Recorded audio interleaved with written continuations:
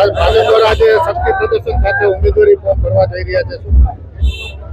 પ્રથમ તો ગોંડલ શહેર અને ગોંડલ તાલુકાની જનતાનો હૃદયપૂર્વક આભાર માનું છું કે ટૂંકી નોટિસમાં પણ ગોંડલ અને ગોંડલ શહેરના તમામ લોકો, તમામ આગેવાનો, તમામ કાર્યકર્તાઓ આ રેલીમાં ઉપસ્થિત છે.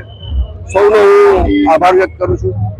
વિશેષ મને કહેવાનું આજે મન થાય છે કે લગભગ છેલ્લા 2 વર્ષથી ગોંડલની જનતાને અને ગોંડલને જે રીતે બદનામ કરવાના બહારના લોકોએ પ્રયત્નો કર્યા છે એનો જડબાતો જવાબ દેવા માટેનો સમય આવી ગયો છે.